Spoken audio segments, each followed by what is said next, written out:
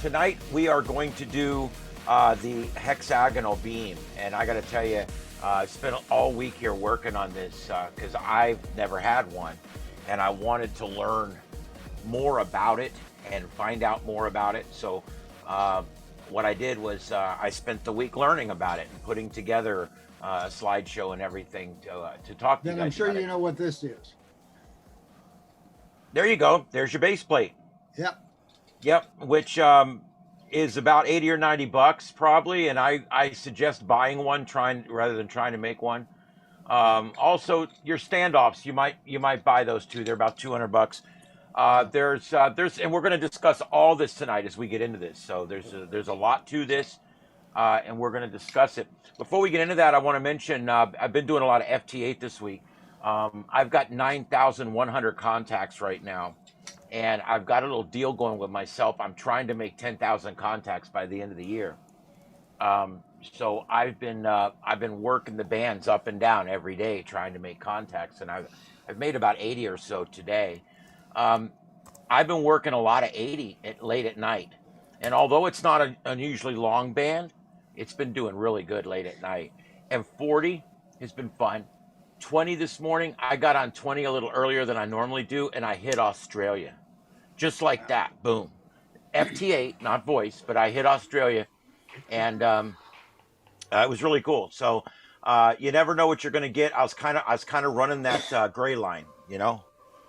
Anyway, and then I will tell you guys, we have been seeing some pretty wide openings on 15 and even 12 sometimes in the afternoon. So just wanted to put that out there for everybody. We're hearing a TV or something in the background. I don't know what it is. I'm just letting everybody know. All right. No, up there's Probably my gone. radio. Okay. There we go. Let's see here. Tonight, does anybody have anything on propagation from the last week? 6 has been open a little bit. Really? Yeah, in the afternoons. I keep. It's open a little bit now, but only from like Tennessee area and up towards Chicago. But this morning, I keep DX maps on and I keep it switched to 50 megs on the monitor up the top there, so I can keep an eye. I did a shout out twice on FT8, but nobody came back to me. But there was a guy making contacts up into the Midwest over on the East Coast, but it didn't appear we could get it here from the West Coast of Florida. That was today and yesterday, during the day. Yes, 6 and 10 seem to do their best work in the middle of the day, whether it's Magic Band or regular propagation. But I will tell you guys that I've left my 6 meter beam up because we've got a little mini Magic Band season that comes right around Christmas. Yeah. And so we're going to be watching that. We're going to be doing Magic Band updates for the next month or Well, so. Maybe we from any time now onwards, right. any time it seems to be after Thanksgiving. It's like the weather up north, like everything's good until Christmas, and then the weather knows it's Christmas, so after Christmas it turns to gaga or goo goo, whatever you want to call it. At least like the Magic Band seems to wait for Thanksgiving and then opens up until maybe, if we're lucky, the middle of January. That's my kind of impressions anyway from here. Yeah, I'm looking at it up here. The right now at night, there's nothing going on. There's a little bit in South America, but really nothing. But over on the day side right now, it's wide open on 6 meters from New Zealand into Eastern Australia right now. Yeah, there you go. And also, there's people making contacts from New Zealand all the way up to Japan. And there's a lot of stuff in Japan. So it that 6, when it runs, it does run, and you can actually see the cloud. I ask you guys, if you're ever watching the PSK Reporter and you're looking for Magic Band stuff, you need to look for where all the lines cross, and that's where that magic reflective cloud is, and that's where you got to shoot your beam. All right, let's see here. What else is going on? I don't know of anything else going on. Um, I did get the newsletter out this morning. We'll be going through that in just a little while once we get the main topic out of the way. Does anybody have any announcements or anything right up front they'd like to talk about? You don't forget the swap shop tomorrow. Yes, yes, I have that later on, but we'll do it now too. The swap shop is tomorrow. I plan to be there, but I'm not sure. I got a sick wife and a sick mother. Hmm. Um, no, I'm not one sick mother. I have a sick mother. I didn't make sure you Yeah, guys heard that right. yeah. But no, and my back's out. So between it all, there's nobody healthy over here until you get down to cats. So yeah, it's pretty rough right now. It's not good. I'm telling you guys. I haven't Too shaved in a bad. week and a half. I Too just bad don't cats care. can't cook and wait on you guys. Yeah, I know. Well, we're their house cleaning staff, so that's not going to happen. But anyway, yeah. So I decided I was talking to Rick the other day, and we both have kind of an affinity for the hexagonal beam antenna. And I wanted to just mention before we get into it that Joseph may or may not be in tonight. He's in the process of moving. He's in Huntsville right now unloading trucks. So if he makes it in, that's great. If he doesn't, I am prepared to both pilot and navigate this evening. So, all right, let's see here. So, I got talking to Rick last week, kind of after the net, about the hexagonal beam, and I believe he's putting one together right now. So I Yeah. thought, well, this would be a good topic for tonight because I want one too. And if you have one and I don't, I'm probably envious. I actually think right now that the hexagonal beam all around is the best HF antenna you're probably going to find, um, at least for 20 and up. It gets really big and cumbersome above 20. And we'll Right. discuss all that later too. But for 20 through 6, or at least 20 through 10, there's different schools of thought on 6. A lot of people are saying it doesn't work well with 6 when you string it up with all the other bands. I don't know. But I went with the 20 through 10. I had a friend up in Atlanta who's got this same model. This is the KIO hex beam I've got here. I went ahead right. and bought the whole thing. But he said that it did not, if you put 6 meters in here too, it would interact with the 12 meter. I thought, Yes. well, I'd like to have it to be fully, capable at HF. I've got a 3 element 6 meter beam anyway, so I'll put that up separate. Yeah, I've kind of already decided to not put the 6 in mine either because I have a really nice 6 meter beam. It's a 5 element beam, so there's just no sense in me putting 6 meters in this thing. But because it does interact with some of the other bands that are down near it, um, it also gets the spacing gets really tight down there, Yeah, and it becomes a lot more critical when the more wires you put on it. I'm actually looking myself at a 20 through 10, just like you are, yeah. and we're going to go through all those options. Um, I want us to, if there's no other announcements or nothing else anyone who wants to talk about, Rick and I are going to take you on a little journey here through the hexagonal beam antenna. And let's see here. All right, here's our first slide. Everybody can see that, all right? All Oh, right. yeah. Okay. It's We're going to discuss tonight the hex beam. Why the hex beam? What's a hex beam? Construction material options for the hex beam, and step-by-step build instructions. And then we're going to also talk about information on purchasing one instead of making one. I'm a home brewer, but let me tell you something. Even if you buy this thing, it's still, you got to put it together. There's still a lot of home brew here. there's going to be a So lot for me to do. yeah, there's still plenty for you to do, even if you I buy got to the start $1,000 bringing one. That's spreaders. Yeah, so we're going to talk about all that because what's neat about this is you can buy the kit, or you can buy just just the cheese and pepperoni, whatever you want, and we're going to discuss all that in a little while so that you can see exactly what you want, how far along you want to go. Like the base plate, I buy that every time. Yeah, The separator pieces that go up, fiberglass, they need to be a certain tension, a certain strength, this and that, yada yada yada. They're $200. yeah. That's probably the only other thing I'd buy. Everything else I can get locally or I can build myself. But those two things specifically, and we'll talk about that.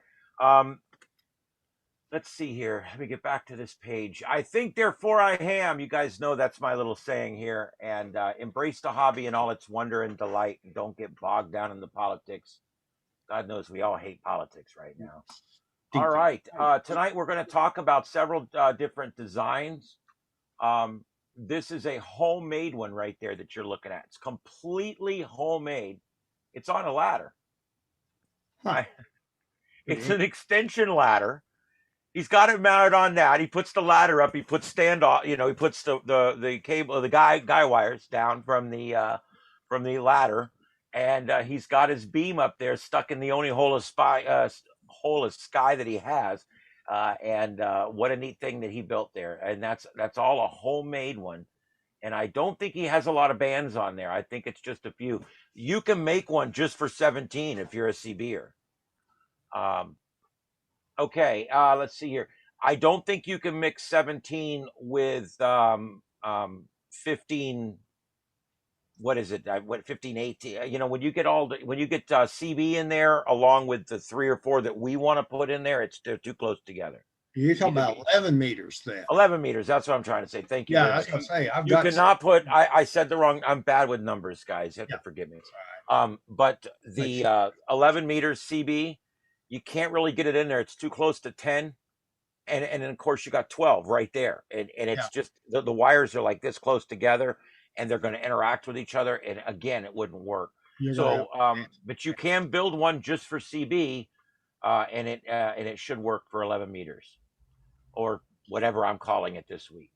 All right. Tonight, we'll look at a great design by this guy, EI7BA. And he's the one that sent this picture, and a build plan by these guys. And I actually have that on the downloads page. So you'll be able to download that tonight. And I'll show you just how to get to it so you can download your own build instructions.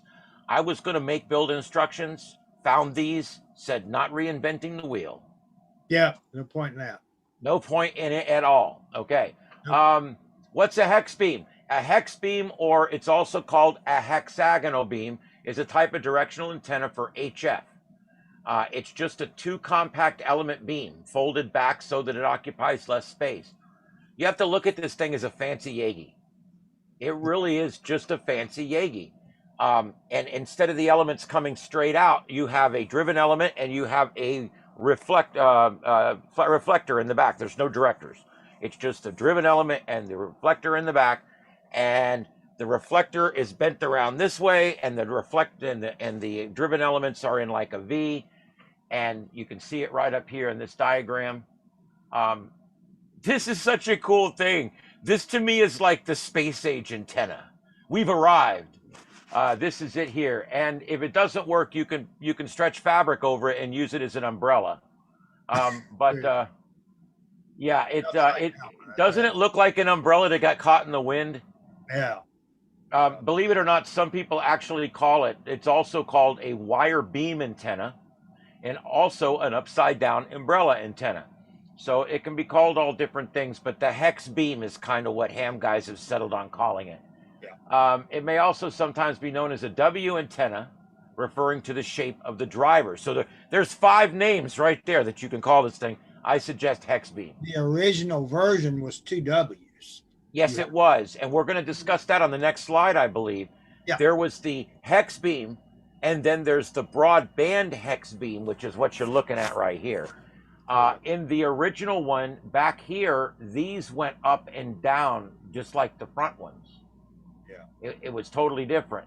So, but when you go to this design, it's 20 meters, it's 3 foot wider. But that 3 foot, okay, makes it to where it's a lot easier to make, because all these wires here don't have to be strung up and back out again. And I'll show you that in the next one. You can build it as a multi-band, or you can build it for specific bands. I'm thinking about I'm not going to be able to afford to buy this stuff to build this for a while until I get a big job or a big production deal or something. So, and you know how it is in my business. One year I make big money, and the next year I'm barely getting by. It all depends on what work comes by that I can get. So for right now, I'm probably going to build me a 10, 12, 15 out of common stuff. I'm going to build it out of a, and I'll show you in just a minute, but I'm going to build it out of a wood buck, like off a wire spool. Yeah. And I'm gonna build it short. It's not gonna be that big because it's only gonna go up to like 12 or 15. It's gonna be a little one. Um, but anyway, so let's go to the next slide here. You can build your own. Why a hex beam? Well, here's the big thing about the hex beam. If you're a wire user like me, I got a big old wire strung through the yard. Don't worth the crap. It's all under the trees. This thing is directional. You put it on top of a rotor, and now you're directing and you're excluding. The directing is really, really important. The excluding is really, really important. When you've got a city right behind you, like to me, when I'm shooting north, I've got Fort Myers right behind me. I got North Fort Myers right behind me. I got everything behind me. I have nothing in front of me but woods. So I have a great takeoff, but I got all this noise right behind me. So this thing's something where I can shoot it towards the northeast, and I can exclude all of that local noise that's right behind me, or a lot of it anyway. And so the fact that you can not only push out your transmit range a lot further, bring in your receive range a lot further in front of it, the big point is you can exclude it going in the back. You're taking the energy and putting it all out the front, so you're not really sending much energy out the back when you transmit. And just like that, you're not receiving much of the QRM that's coming in from the back, just because you're near a city or there's a power line nearby.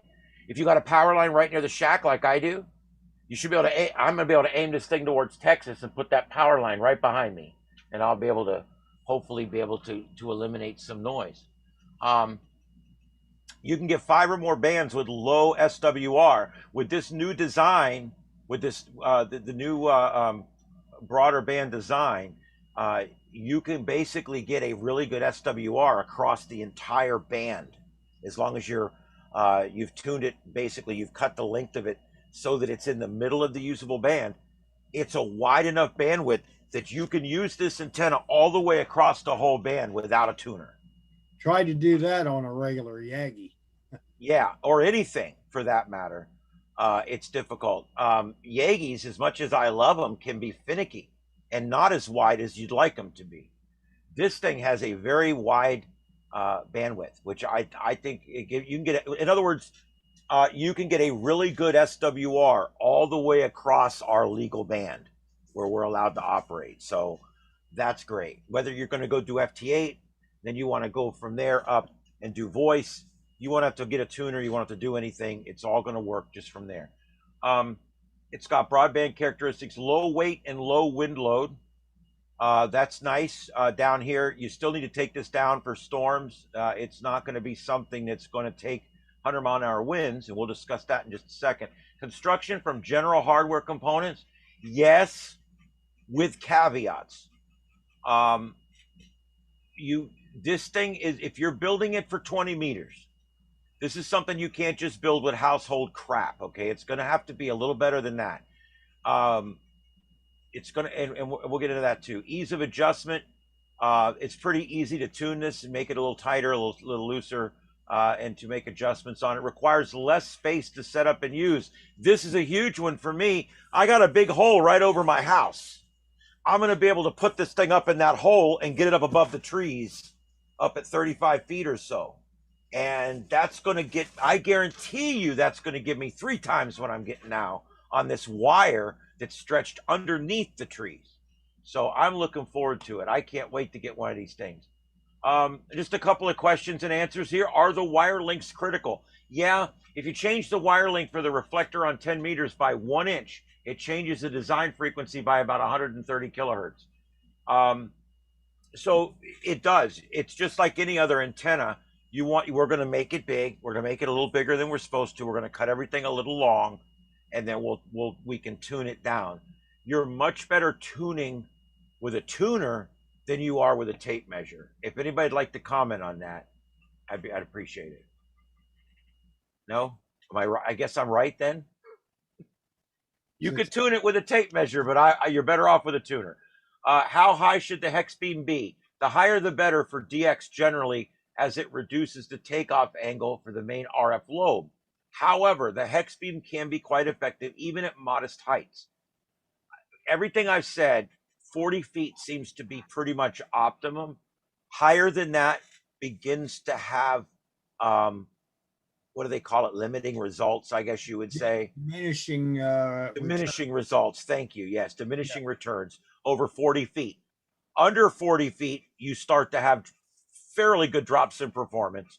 However, there was a guy showed one of these that was mounted 3 feet off the ground, and he's out there making contacts all over the world with it. It was no taller than the somebody were using it for a clothesline.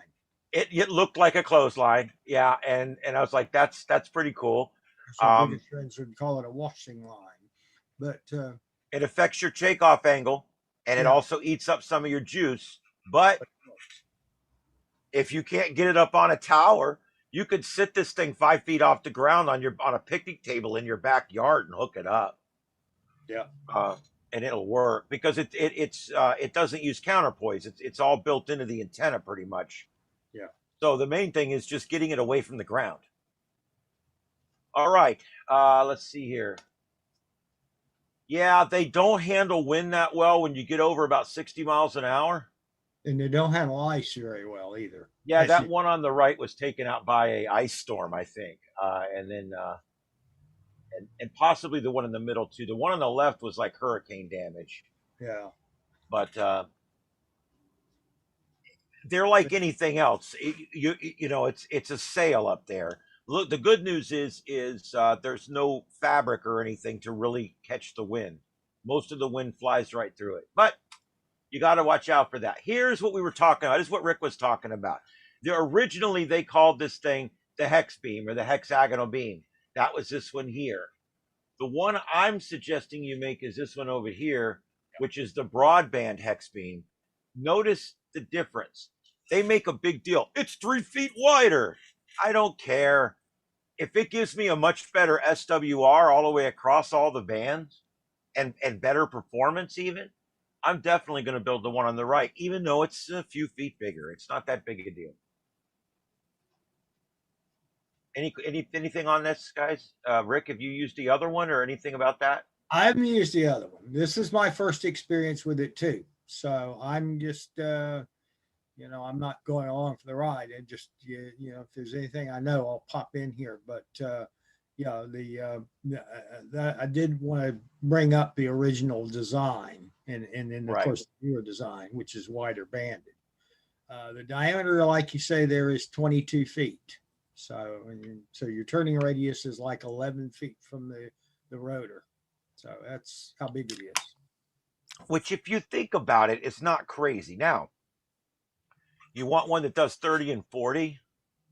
This thing's going to be over your entire house. It's going to look like somebody's going to think you're putting up a sunshade for your whole house. It goes up to like 43 feet, I think, when you go up to 40 meters. Yeah. 44 feet. There is kits that big. You can get them. I've never seen one for 80. I don't. That have to be some commercial rig. But well, that's kind of like my 160 meter J pole. It would be ridiculous. That's right. Well, or you could also go to orbit on it. Yeah. You'd have to have FAA approval to put that. And a blinking red light. Yeah. But anyway, the construction of the broadband is easier than the classic because you don't have to stretch all these wires back like this. The wires just go around. And on this one here, you had to have spacers here on both sides. With this one, it comes around and there's just basically an isolator there that's so many inches, and that's in the design plans. You'll see it. There has to be an isolator there to isolate the end of your driven element from the end of your direct reflector element. Okay, let's see here. So basically, guys, this side is your positive side or your center lead. This would be and it doesn't matter which side. This would be your negative lead or your what do you want to call it? Your jacket, your shield, the shielded lead there. And then this back here is your parasitic reflector. reflector. It's not hooked to anything. It's neutral. Okay, any questions on this? All right. Tuning is not that critical because the bandwidth is broader. Reflector drivers and spacers are single loop, making adjacent. That's what I just told you about that. This is a lot easier than making this because of they separate right at the thing that comes out, and you have to have two separators. With this, you go around through the turn pin, and then you have one separator. It's actually a lot easier to make this one, and you don't have all that turn crap in the back. Okay, let's a quickie. We have already kind of talked about this, but this is basically how a Yagi works, so you guys understand how a Yagi works. So I'm not going to spend a lot of time here. But basically, you're gonna get most of your feed from the front, and that's the most important thing with this. I think everybody understands the Yagi. This is something you definitely want to use with a rotor, unless you live in a corner of the earth. It's a flat earth, so maybe you live in the corner. Boy, that's going back about 8 shows, isn't it? Yeah. But anyway, we don't really think the earth. Disclaimer: we don't really think the earth is flat. Will it make a difference if you're in the left corner or the right corner? As far as your center lead and your outer lead, it doesn't. No, the corner of the flat Earth. Oh no! As long as you're near Antarctica, that way there's nothing behind you. There you go. Oh, okay, yeah, that's right. There we go. Yeah, because Antarctica goes all the way around the Earth. But over here on the right, that's what the lobe looks like. I want you to notice how flat the back of this lobe is. It's like, don't want it. This is a great lobe. And again, you need a rotor because, and you know when I say you need a rotor, you don't need a rotor. You can turn it yourself if you're putting it up in such a way that the center pole comes down. And you can just go out there and turn. I have stuff I turn manually. That's the Armstrong rotor method. Yeah. Yeah. And what you're supposed to do when you're turning it, you go, and that way you think you got a rotor. Okay. Let's see. Spreaders.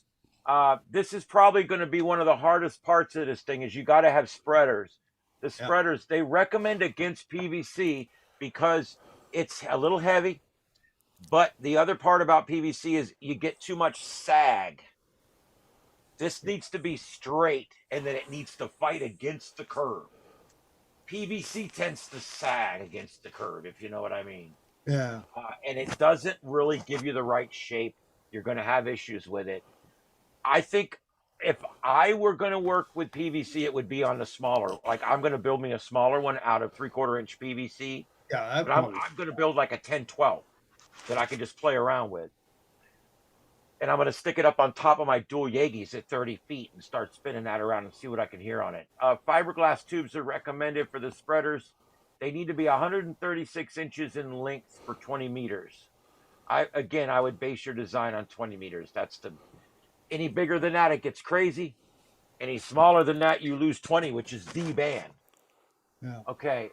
And 20 is resonant with 40, so you can throw a tuner on 20 and you can probably use it with 40 and 80 through a tuner.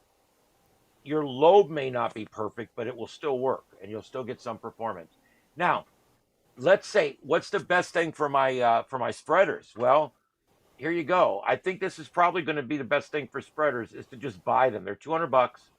I am the cheap guy. I do everything on the cheap. You know that. I researched this week.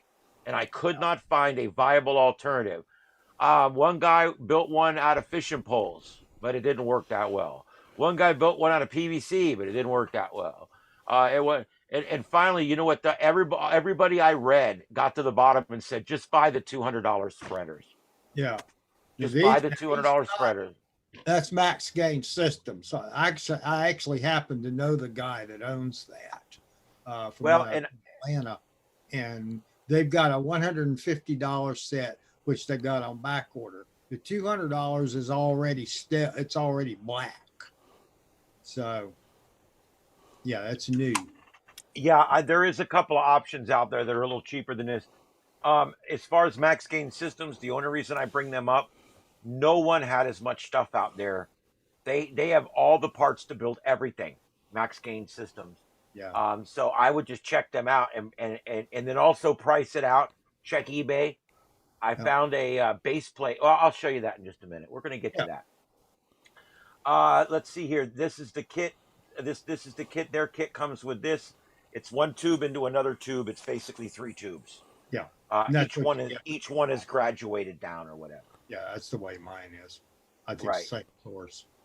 And there's the link. But like I said, if you just put Max Gain in there, you'll find it. MGS.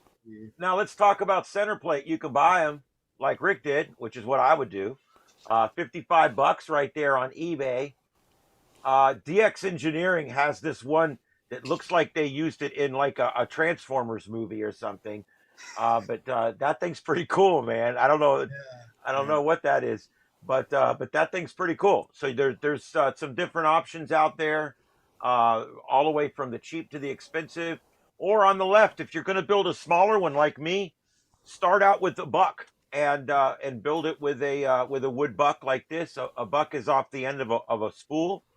Joe, Yeah. I don't know if Joe has any extra spools out there. We usually keep the spools, but that's all that is a buck off the end of a spool. I didn't know that's what it was called until I read that this week.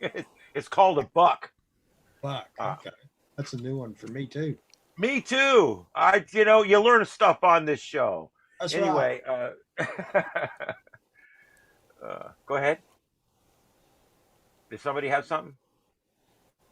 All right, guys. Anytime you have something, butt in. I don't see hands. I don't see the little fingers. So anytime you have something, I want you to butt in and make sure I don't miss you. Okay.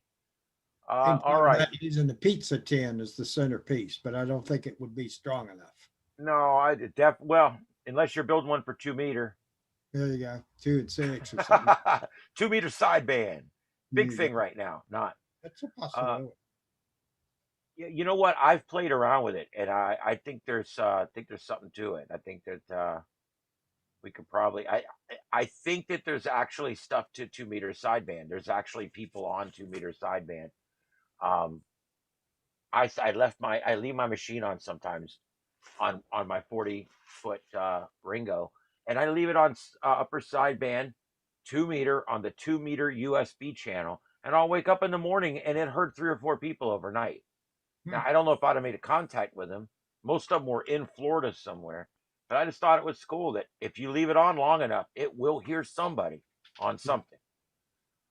All right. The wire that you're going to use. Well, the Max Gain sells wire that works perfect. I don't know why. Why is my camera blinking? Blink, blink. What are we doing here? I don't know. You got some kind of flasher over there. Okay, there we go. Max Gain Systems has this wire that you can buy. It's just basically uncoated, unshielded copper wire. Now, the other option you have is what about using steel wire or aluminum? It does slightly affect your SWR performance. So, not saying one's better than the other. I'm just saying for some odd reason, it does seem to affect your It SWR. also affects it. Now, what I've got here is insulated. This is the insulated flex weave stuff, but Right. that's what came with the K4KIO kit, which is what I purchased. So, and it's going to be a slightly different length. When you use the insulated wire, it has a slightly different velocity factor, so it has to be Right. tuned. And also, can you use stranded or solid wire? Either is fine. It doesn't matter. The gauge is a little bit important. If you go up or down in gauge, you can also affect your tuning as well. But again, if you make it long and cut it to tune using your analyzer, I tell you guys, if you're building one, call me. I'll come over one weekend and I'll bring mine over and we'll analyze it. The MFJ, yeah, and mine has the joy button for 400. I know yours does too. Yeah, These things right here are. This is like looking in the mirror and trying to shave. Which side's it on? This thing right here is probably the best thing I ever bought. It is. It's an amazing thing for tuning. And when you make this thing, you cut it 3 or 4 inches long, and literally everything's done by tuning. Don't ever make an antenna cut to length. Always cut it long. I don't care if you're making a 2 meter dipole with coat hangers to use with your scanner. I don't care. Tune it. Make it perfect. Cut it an inch long, and then go and put it where it's going to be. Bring your antenna tuner as close as you can get to it, and then just start trimming the top and the bottom of that down till you get it tuned perfectly to what frequency you're going to be on. Okay, and like I said, you don't have a tuner, get with us. Rick has one, I have one, Joseph has one. The Nano VOs, the Nano VNAs work. Also the MFJ tuners, and there's also other ones out there that are good too. So definitely get with one of us, and we'll help you get that tuned. Insulated wire can be used, yes. And rope, you're going to need to use some kind of rope. Now, I'm going to tell you, in Florida, if you use any kind of just any rope, I had some rope laying around, it's a ticking time bomb. You really need to spend a few dollars and get some of this, the Dacron, however you guys want to pronounce it, the UV. It's going. That's 1,000-foot spool. I got one of those headed over here. Also, make sure you use stainless steel hardware. Very important. You know how much it rains in Florida. Does it? Yeah, it does. No, you're absolutely right. The better you can build this hardened for outside, the better. Yeah. And that even includes, when you're all done, going up there with electrical tape paint or whatever, and painting all your connectors, and the whole thing's going to have to be protected from weather.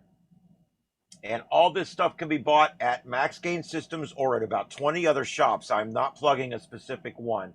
I got these pictures from here, and every time I put in parts for a hex beam, their website kept coming up. So I don't know if it's just Google, or maybe they're the leader in it, or maybe it's just Google search results, but that's who kept coming up. So that's why I put the logo there. All right. Let's go this way. How do we make our connections? Well, there's a bunch of different ways. Okay.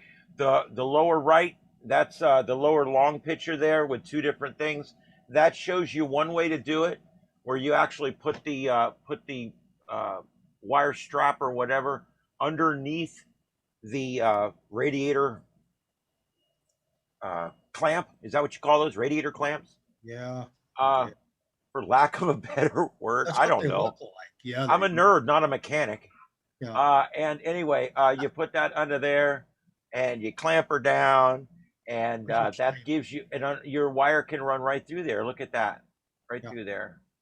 And then here's your other setup there. This is another way you can do it. You get some tubing, and you can use these little copper straps that you can buy over in the electrical department at Home Depot. And you can copper strap, make a little loop that holds your little piece of what is that? It's probably a fish tank piping, fish tank air hose. And you just put a little 2-inch piece of air hose on there, and there's your insulator. It goes right through. It runs perfectly through there, and it makes a great little insulator. So there's some different ideas there of different ways you can make your connection points. Or if you're buying kit stuff, if you've got money, unlike me, you can buy this stuff all set to go. It comes numbered in a kit and everything. And trust me, on this one, I would buy it if I had the money. Because this one, I'm gonna tell you guys, this is the hardest thing I've ever talked to you guys about building. This is not an easy one to build. But I don't want to discourage you. All right, there's different ways to do the wire. If you're using a piece of PVC, which is what I'm going to probably use, I much prefer putting my antennas on a non-conductive mass. It seems to increase performance quite a bit.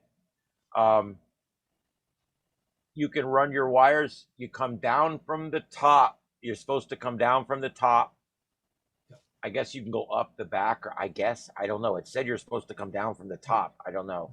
I guess there's you use magic in there somehow. Yeah. But anyway, you come down from the top, and then you're gonna hook into your different wires for your different bands.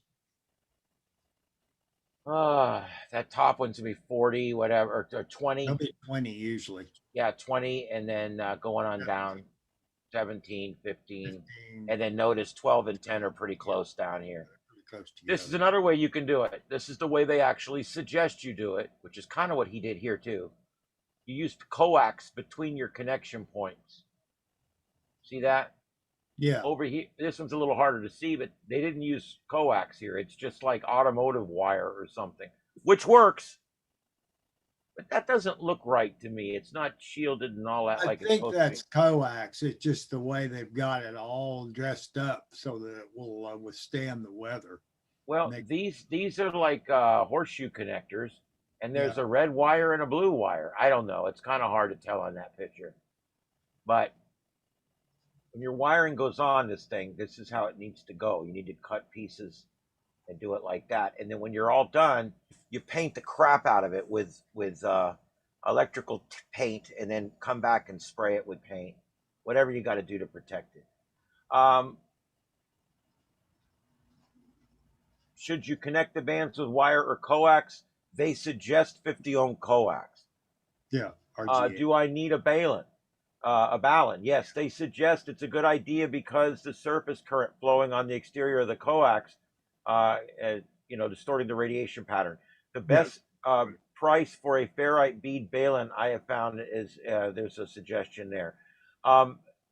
There's different ones, or you can just wrap like I do. You just wrap your wire a bunch of times. You can roll your wire several times, or you can get some ferrite beads. Now, like these guys, this is Leo Shoemaker's model. He sells a kit of beads that you can buy. You don't have to buy anything else. You can buy that. But he sells the kit, but you need to have it. Otherwise, the directional pattern will be distorted. And then you're probably going to get RF in the shack and all that. Something like this work, or does it need to be? Oh yeah, that's what this is. It's let me see if I can find the kit. You guys see that? It's a you just put your wire through there. You loop it around one time and close it down. Yeah, this is the kit. Right That's here. a ferrite trap. Yeah. You can use these to stop line noise on lines. You could use it to stop distortion on TVs, distortion coming up through your power lines. There's all kinds of different things that it will help Gets you rid with. of RF in the shack and that kind of thing. Yeah, it's a good deal. It's a really good deal. All right, let's see here. Next thing, actually, I should have turned the screen off so you could have seen me there, but that's all right. You guys know what a ferrite bead looks like. All right, this is just a breakout. This is the same sheet of paper. It's just left and right. This is the bottom half over here. I couldn't fit it all on the screen. This is just kind of a breakout to show you all the different parts that you're going to need. Again, I've got the full how to build it. I'm going to show you how to get to that in just a minute.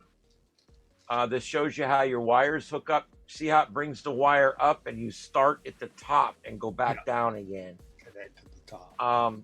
And this is a ring that goes at the top to hold all the 6 wires that go out to the ends to hold them up. That can be accomplished probably more inexpensively than that. You could probably just tie the wires up there.